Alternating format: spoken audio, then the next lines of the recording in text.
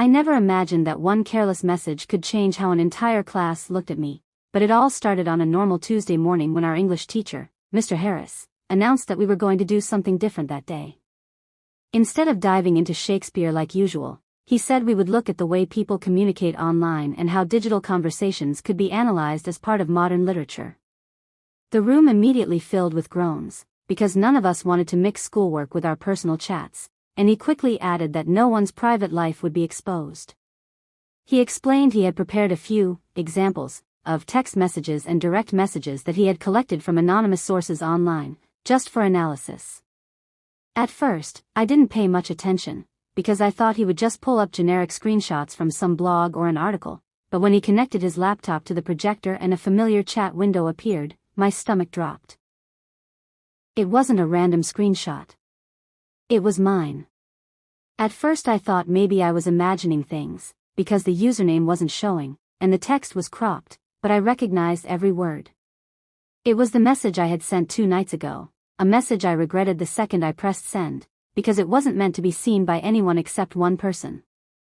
And now, here it was, projected in giant letters on the whiteboard for 25 students to see. My best friend, Mia, who was sitting next to me, leaned slightly closer and whispered, "Wait, isn't that?" But I cut her off with a quick shake of my head, trying not to show the panic that was already crawling up my spine. Mr. Harris adjusted his glasses and began reading the message aloud, pausing here and there to emphasize the tone and choice of words, completely unaware, or maybe completely aware, of the fact that this wasn't just some anonymous text. He said we should all listen carefully and think about what kind of person might have written something like that, what feelings they might have been struggling with, what kind of hidden meaning was between the lines. The words echoed through the room, and every second felt heavier than the last, because I knew everyone would eventually connect the dots. The problem was, the DM wasn't just embarrassing, it was personal, raw, and directed at someone I should never have messaged in the first place. The room was silent as the last sentence was read, and I could feel my classmates looking around, whispering, trying to guess. Mr. Harris then asked, "So, what do we think? What does this message tell us about the person behind it?" And a few hands went up, kids eager to analyze without knowing the damage they were about to cause. One boy, Lucas, spoke first. He smirked as he said, "Well, whoever wrote this is clearly obsessed with whoever they were texting. It almost sounds like a confession." A few students chuckled, while another girl, Sophie, added, "Yeah, and it doesn't sound like it went to the right person either. That's awkward." Each comment made my pulse race faster, because everything they said was true. It was a confession, and it did go to someone it never should have. Mia kept giving me side glances, silently begging me to explain, but I just sat frozen, praying that Mr. Harris would move on before anyone noticed me. Then, as if fate wanted to twist the knife deeper, he casually mentioned, "Funny enough, this one was actually found in a DM exchange that wasn't exactly private anymore. Someone submitted it to a forum, and it ended up circulating online. So, it's not hard to imagine that the original sender might be sitting somewhere just like you are, wondering how exposed they are." The way he said it felt deliberate, almost like he was testing us, testing me. My chest tightened, and for a moment I wondered if he already knew it was mine. The discussion dragged on, and when another boy, Mark, raised his hand and laughed, saying, "Who even writes something this dramatic? It sounds like they were in love with their teacher or something," the entire class erupted. I forced a weak smile, but inside my mind was spiraling, because Mark wasn't completely wrong. And that was the secret I couldn't let anyone discover. The rest of that class felt like sitting in a furnace while pretending everything was fine. Every laugh, every side comment, every glance that passed across the room felt like it was directed straight at me, even if it wasn't. I could feel heat rushing to my face and my palms sweating, but I forced myself to keep a straight posture, staring down at my notebook like I was taking notes when in reality I hadn't written a single word. The bell finally rang, and as the rest of the students hurried out, buzzing with curiosity and joking about who the mystery sender could be, Mia grabbed my wrist before I could slip away. Her voice was low and urgent when she asked, "That was yours, wasn't it?" "Don't lie, I know it was." I didn't answer right away, because even admitting it to her felt like handing over evidence, but she squeezed my wrist tighter and added, I'm not going to tell anyone. Just, tell me if I'm right. I swallowed hard and whispered, yeah. It was mine. Her eyes widened, not in judgment but in disbelief, and then she asked the question I dreaded most. Who was it for? My throat tightened as I whispered back, it doesn't matter. I never meant for anyone else to see it. She studied me for a moment, her brows furrowed like she was trying to put the pieces together, but before she could press further, Mr. Harris walked past us with his laptop bag, giving me the briefest look that made my stomach drop again. It wasn't just a passing glance. It was sharp, calculated, almost knowing. The kind of look that said, I know exactly what you're hiding. By lunch, the whispers had already started. It seemed like every table had their own theory about who wrote the DM, and while no one pointed directly at me yet, the paranoia made me hyper-aware of everything. Every laugh sounded like it was at my expense, every stare felt like it lingered a second too long. Mia sat across from me in the cafeteria, trying to reassure me by saying things like, no one's going to figure it out. There are a million people who could have written something like that.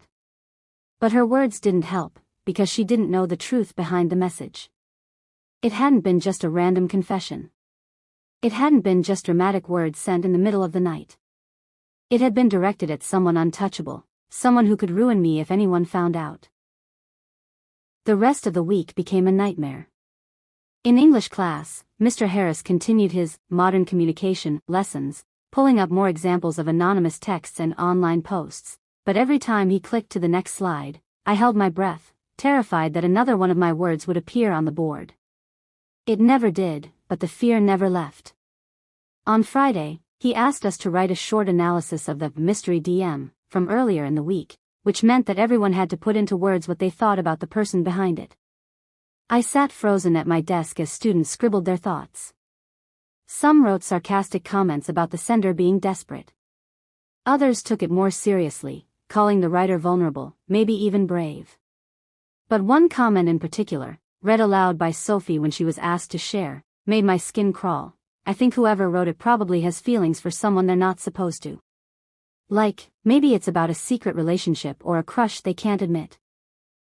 She glanced around as she said it, and for the briefest second, her eyes landed on me. I pretended not to notice, but when the bell rang and we all packed up, I overheard her whispering to her friend, I swear it sounded like something she'd write, with her chin tilted in my direction. Panic spread through me like wildfire. If Sophie suspected, it wouldn't be long before others did too.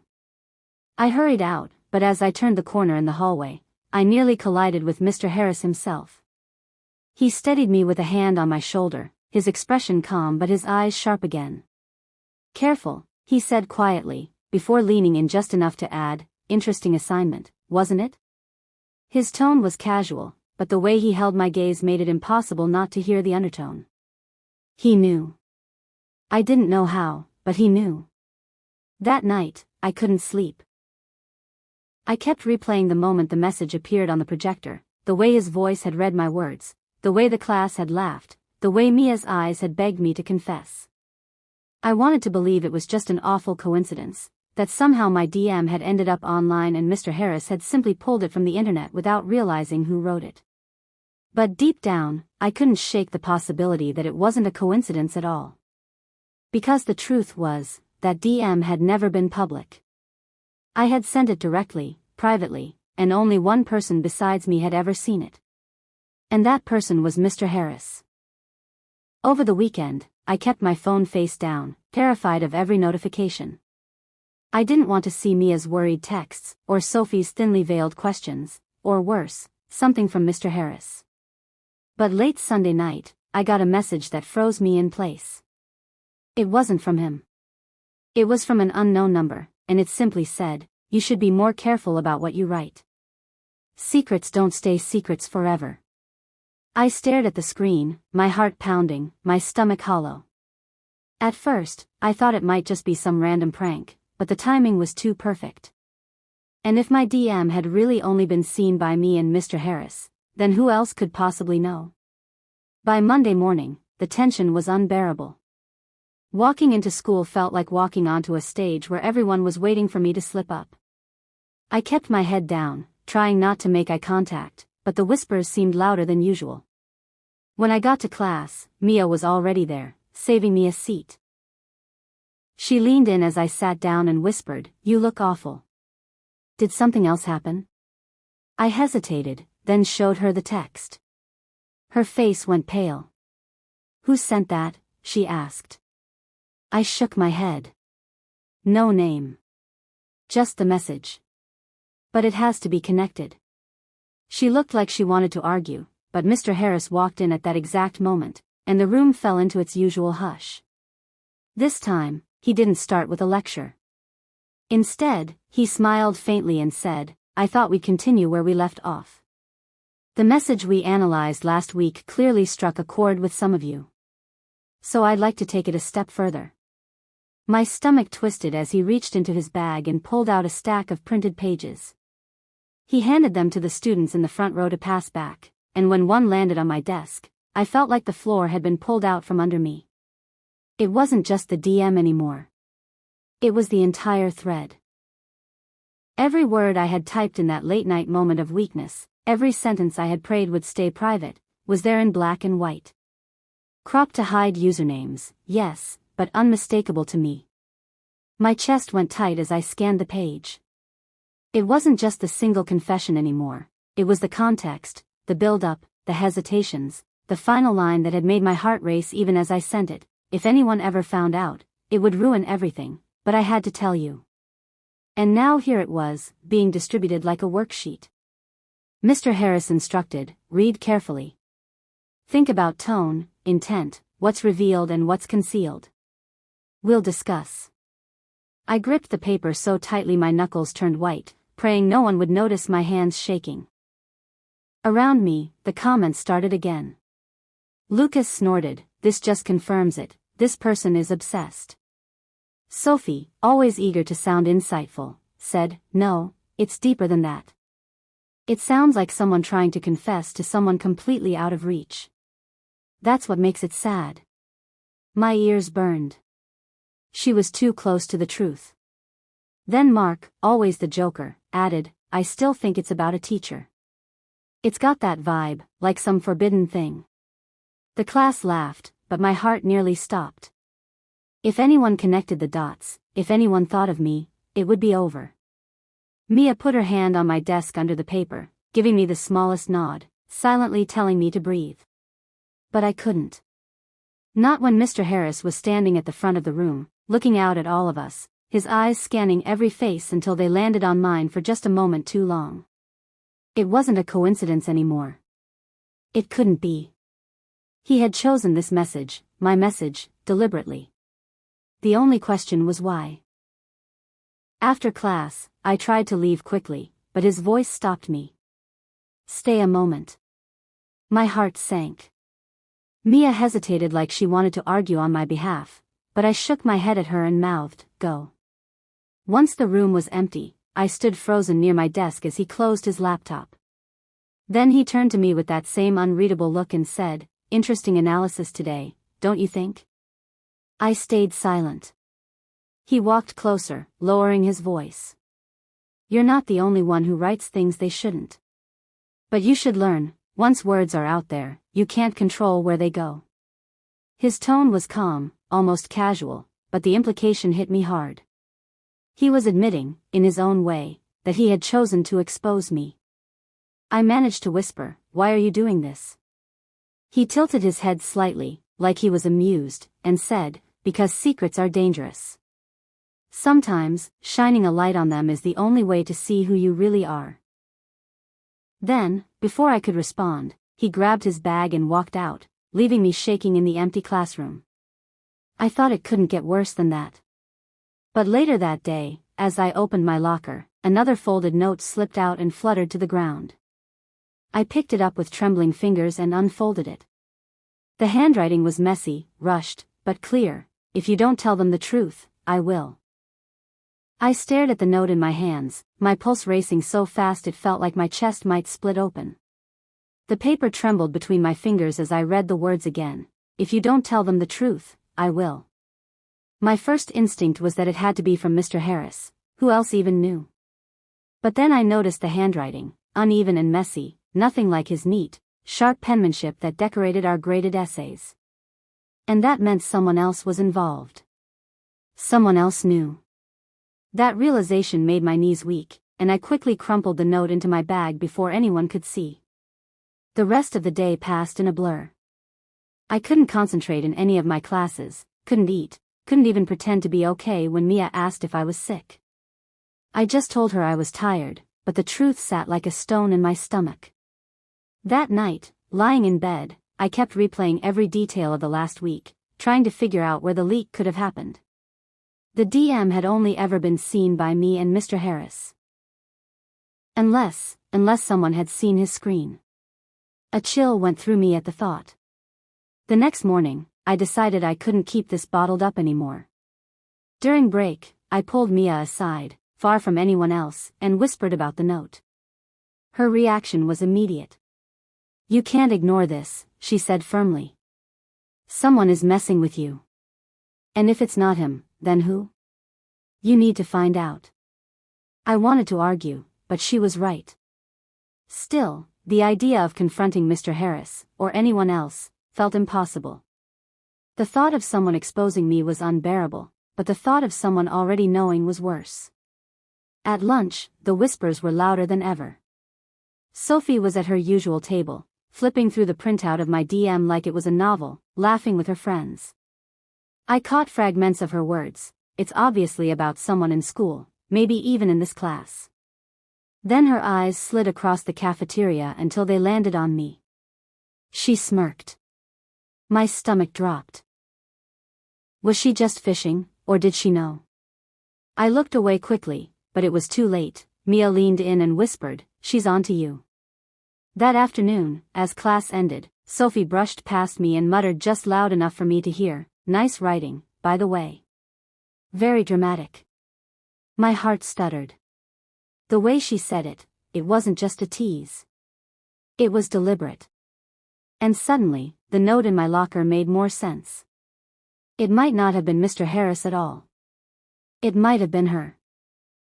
I barely slept again that night, tossing and turning, wondering if Sophie had somehow gotten access to my phone, my account, anything.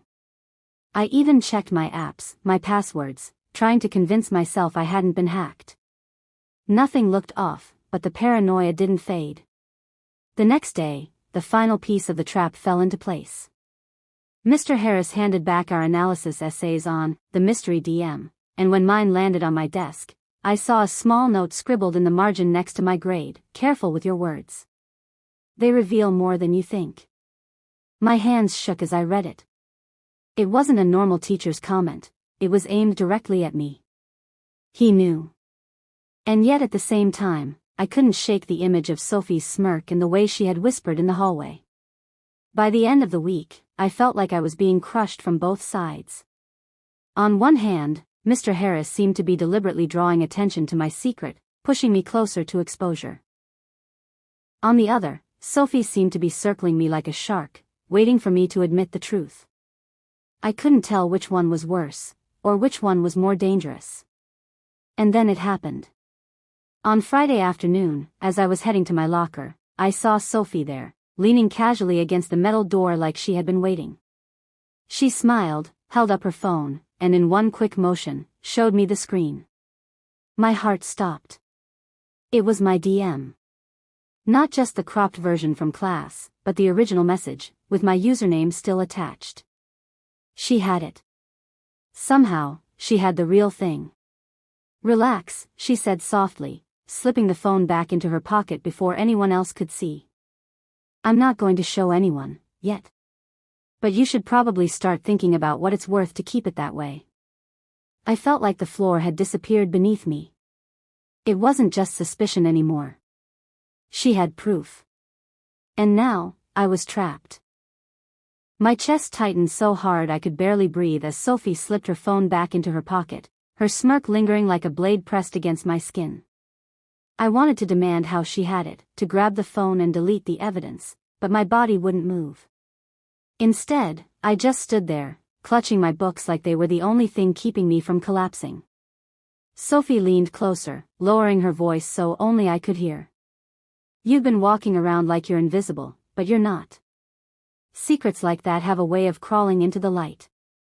Lucky for you, I like having leverage." She winked and walked off, leaving me trembling in the hallway. That night, I confided in Mia. I couldn't keep it from her any longer. We sat on my bed with the lights off, the glow of my phone screen casting shadows across the room as I whispered everything. How Sophie had proof. How Mr. Harris kept leaving comments that felt like veiled threats. How I was trapped between both of them. Mia listened quietly, her face pale, her fingers fidgeting with the hem of her sleeve. When I finally stopped talking, she whispered, "You need to tell someone. An adult.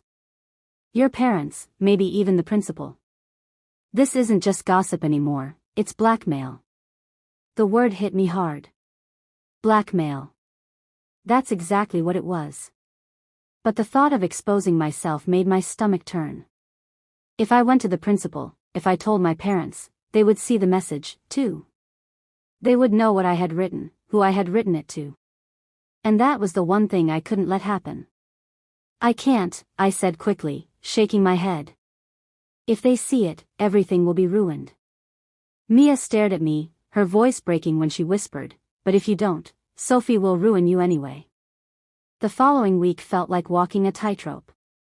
Sophie didn't spread the DM immediately, but she made sure I knew she had it. In class, she would catch my eye and smile faintly, like a silent reminder. Once, she even slid a folded note onto my desk during English. Inside was a single sentence: "How much is your secret worth to you?" I tore it up before anyone could see, but the words burned in my mind. Mr. Harris didn't make things easier. He continued to weave my message into his lessons, referencing our case study with a pointed glance in my direction. The way he lingered on words like confession and forbidden made my skin crawl. Each class was torture, the walls closing in tighter and tighter. Finally, on Wednesday, the tension snapped. During lunch, Sophie cornered me in the bathroom. Her smile was gone, replaced by something colder. She pulled out her phone, scrolled to my DM, and held it up. "I'm giving you one last chance," she said quietly. "Either you tell everyone the truth, or I will. And when I do, you won't control the story anymore." My hands shook as I grabbed the edge of the sink, trying to steady myself. "Why are you doing this?" I whispered. Her eyes narrowed. "Because people like you think you can hide forever. And I think it'll be fun to watch what happens when you can't." She left me there, shaking, and I realized I was out of time. If Sophie exposed me, it wouldn't just be embarrassment, it would be the end of everything I had worked to keep hidden. I had one option left: I had to get ahead of her. I had to take control of my own story before she destroyed it for me. That night, I wrote out a plan in the Notes app on my phone. Step 1, confront Mr. Harris. Step 2, find out how Sophie had gotten the DM. Step 3, decide who I could trust enough to tell.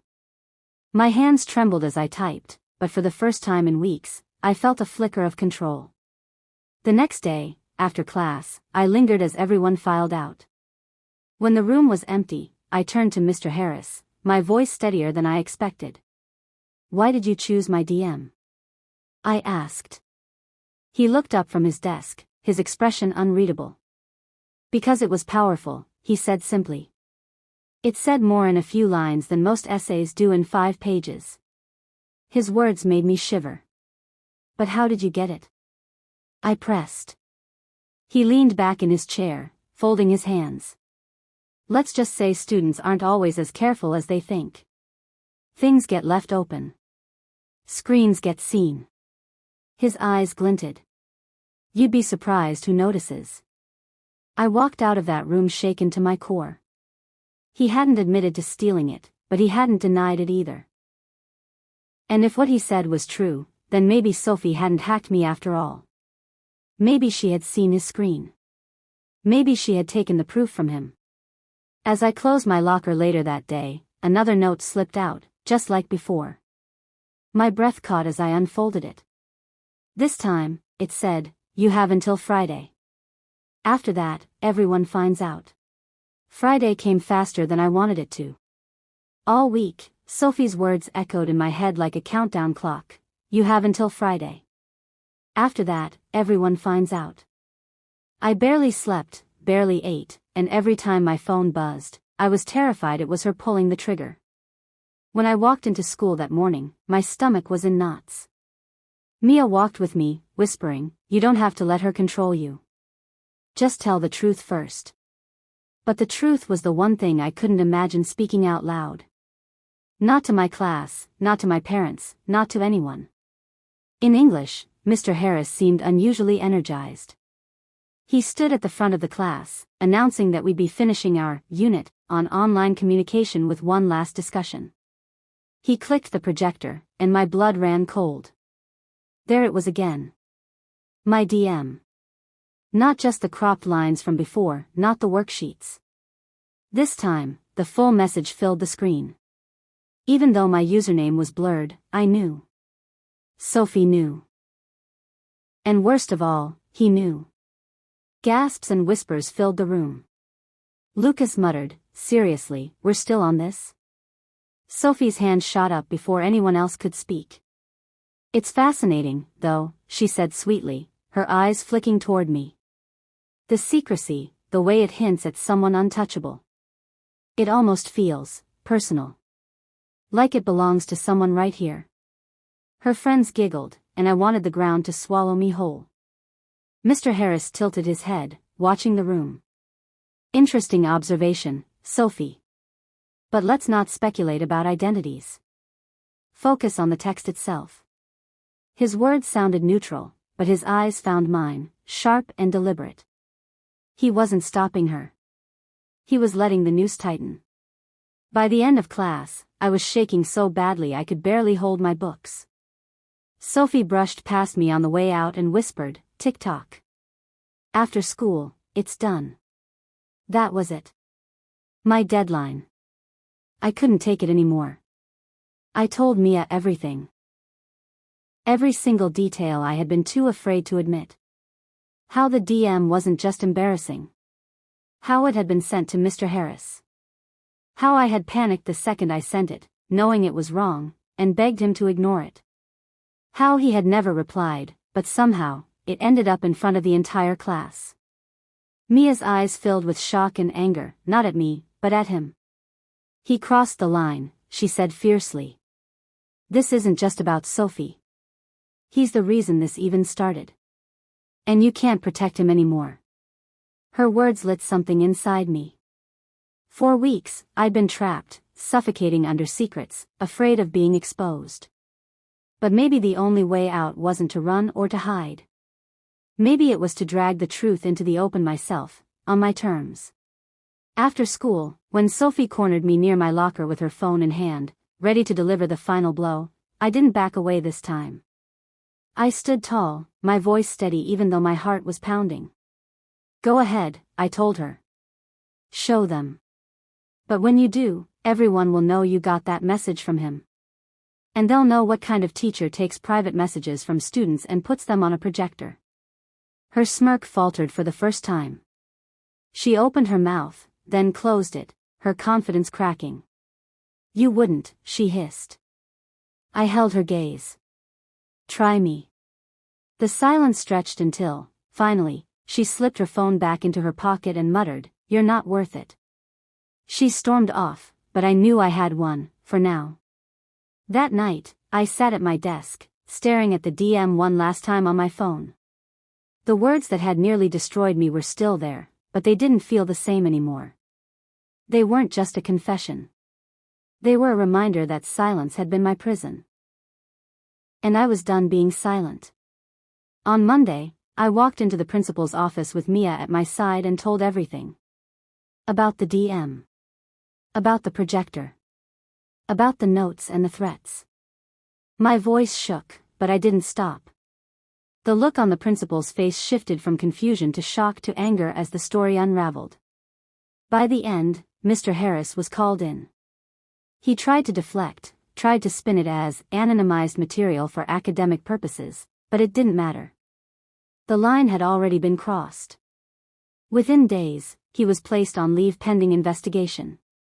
As for Sophie, once she realized I wasn't backing down anymore, her power over me evaporated. She never mentioned the DM again, and though whispers still floated around the school for a while, they eventually faded. People moved on. And so did I.